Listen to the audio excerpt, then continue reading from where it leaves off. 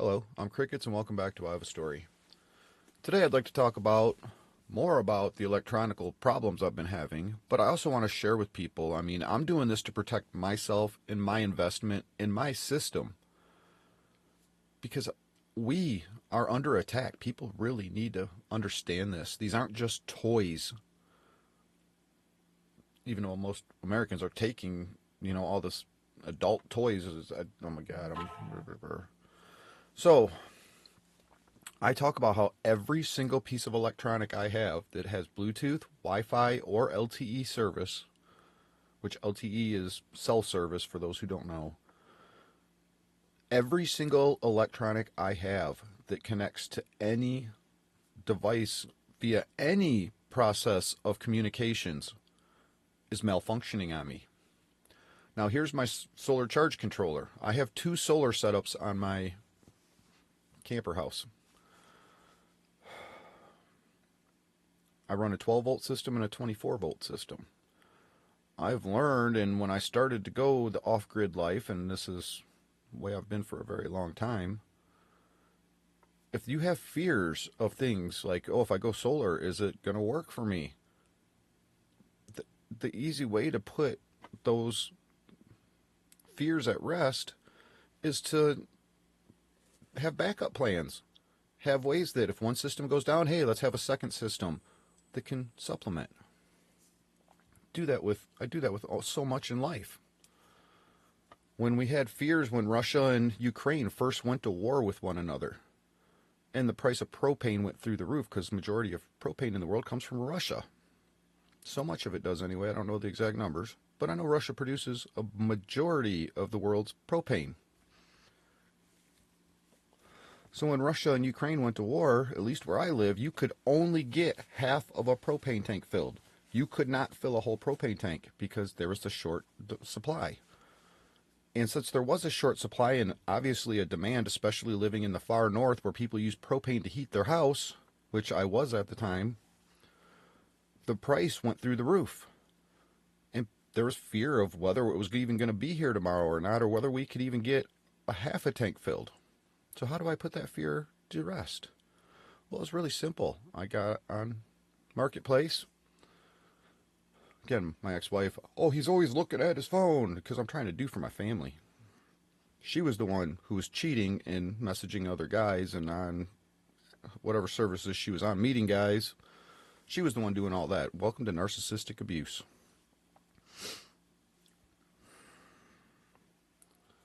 So, and I can even prove that because I got the text messages from her old phone that she left here when she ran off. Couldn't believe all the documentation she left here that proved everything I say about not only my marriage, but every other marriage she has had. So, in order to put the fear at ease, whether we're going to freeze or not, I simply got on Marketplace, found a fabulous wood stove for a fabulous price. Triple walled insulated pipe, all the ductwork, and a really nice wood stove for $150. $150 is a very small investment to put all of those fears at rest. I could heat my home and keep my family warm, even cook on it. I specifically I'll be showing videos and sharing more about this in my off-grid living.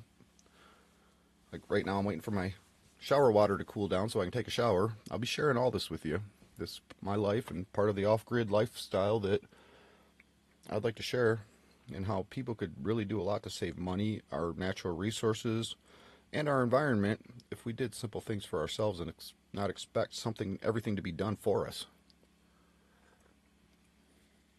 Part of how I can maintain as much self-sustainability as I can and take care of myself and with medical conditions and inability to work and provide for myself the way I should be able to. It's part of how I can keep from asking people for help and supply these things for myself, like hot water. Taxpayers used to pay that for me. After my house burnt down, I had options. Go back to letting the taxpayers pay my way, or do everything I could to take care of myself by myself.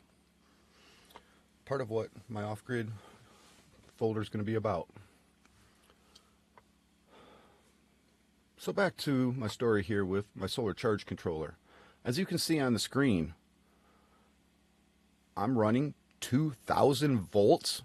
Wow, that's amazing for a DC solar system. I don't even know if you can pull 2,000, what it would take to pull 2,000 volts or have enough power to even charge that. This is why I will not, I unplugged my Bluetooths off my solar charge controllers, because I can use my phone, and these are screenshots from my phone. I can use my phone and change all the parameters and change all of the way the controller operates through my phone. And if other people have access to my phone, which I know they do, and now I'm not afraid to say this, when I first started telling my counselor about this, she thought I was crazy. She's like, no way, that's impossible. It can't happen. And I really appreciate my counselor for being honest, and when she feels that something's wrong, she isn't afraid to slap me with it. But then when I prove myself over and over again, she's really stepped back and wow, this really is happening. And now I even have a friend who witnessed this. His name's Chris Lee. He saw it happen. This has been going on for, roughly it was going on back before my house burnt down. So over a year and a half ago this started. My phone can be sitting on my desk. My computer can be turned on, but not have Wi-Fi turned off, not connected to the internet. And it happens in this procession every single time. My screen will just light up on my phone. My phone will automatically unlock itself, and then a whole bunch of folders and files pop so fast on the screen you can't even tell what they are. That goes on for seconds. Then my phone goes back to sleep. And then my computer will do the same exact thing. And a whole bunch of files and folders, whatever it is, it's happening so fast you can't even see it. Just starts flashing on my screen, and then it just goes back to idle. People are accessing our information left and right. And to think that that isn't happening to us, well, think about this. Didn't they access our social security numbers from our federal government? Think of how much more encrypted that is than my computer and my phone. Yes, they have the access and ability to do this to us, and they are doing this to us. To what extent, we don't know. Again, point A to point B, who's in between? We don't know. So to think that they can't access my solar charge controllers and make my system blow up, catch on fire, all sorts of things that could happen. It's so much safer and puts me at ease to just disconnect my Bluetooth. I'm not too lazy.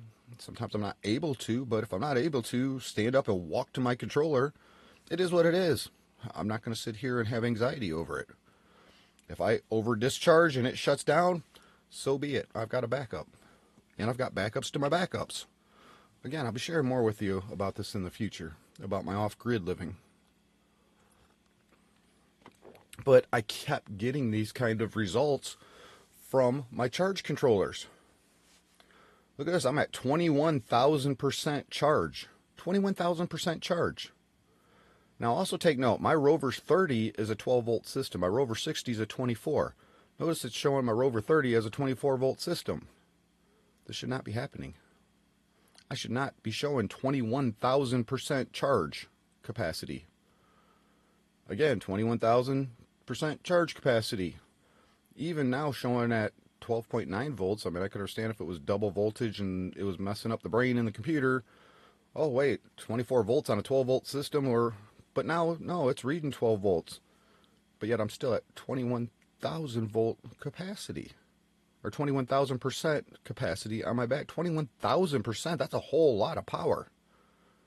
But it's not true. Now here's my Rover 60 that runs at 24 volts, but yet it'll show up at 12 off of my 12 volt system. It doesn't even matter if I unplug my 12 volt system and just try to monitor my 24 volt system. It will still do this to me. And I'm at 8,000% capacity on my 24 volt system. Now look at this. I'm running 800 volts. Wow, that's a lot of power. I mean, I could really power my neighborhood with that. I'm at 21,000% capacity again. And I'm over discharged. At the same time, I'm over current, and I've got some sort of load short circuit. Now, I did not change any parameters. I did not do any wiring. I did not have to touch anything besides unhook my Bluetooth. and nothing failed. No problems whatsoever. Everything worked the way it should. But yet, I just keep getting all these errors, and I keep getting misinformation through this. I'm not going to let them blow up my system. I'm not going to let them catch my house on fire now because I don't want to get up and walk over, or because I think I need to have analytics to show me, oh, this day I got more charge than that day, and that day I got less charge than this day, and I don't need to monitor all that. I can do it all in my head because I'm smart and I have a brain, and I don't need something monitoring all this and tracking it for me because I'm capable of just walking over and knowing, hey, I did just fine throughout this time period. Through another time period, through 3 days of clouds, this is my result. I can do that all in my own head. I don't need a piece of electronic to do every single step of life for me. And that's where we're headed. And that's what is a big problem with people today. People expect everything to be done for them. Couldn't only imagine why we have, big part of the reason we have people who think everything should just be given to them. Because we've had stuff just do everything for us. It has changed the mentality of people. Talked about in my video yesterday.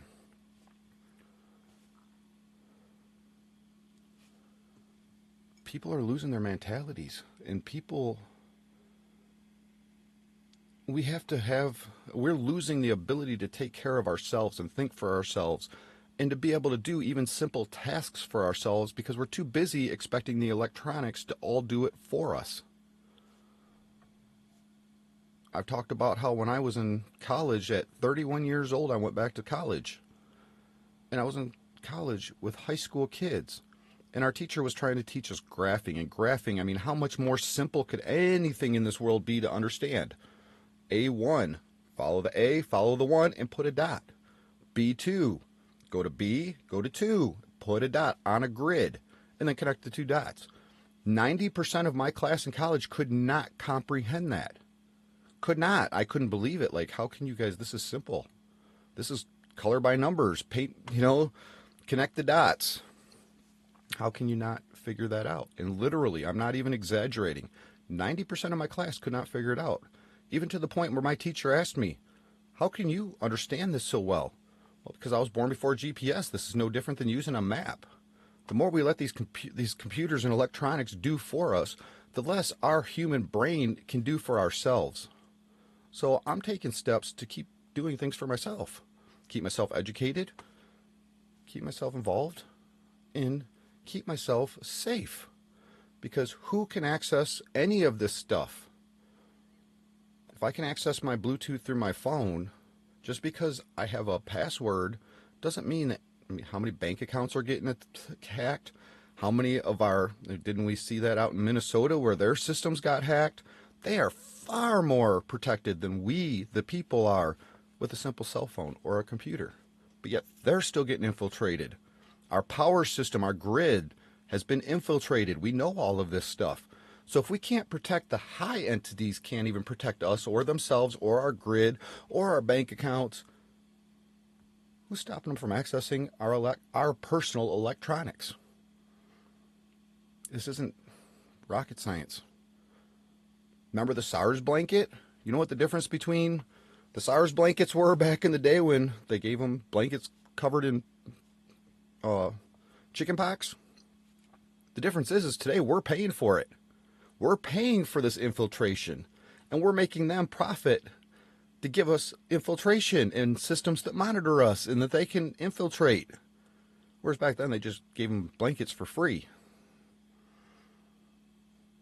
Today we're paying for it. How much more? But we're smarter today than they were back then, right? Oh, God. So anyways, to wrap this video up, this is why I unhooked my Bluetooth dongles off my solar charge controllers. I'm capable of doing for myself. I don't need a piece of electronics to monitor everything for me. I some days need to force myself to get up and move because even just sitting here in pain or in depression, I don't want to move, and it forces me to. Part of the reason I do things for myself the way I do is because it forces me to get off my butt and do something. If I want to take a shower, then I got to actually do something, not just walk into a shower and turn a knob.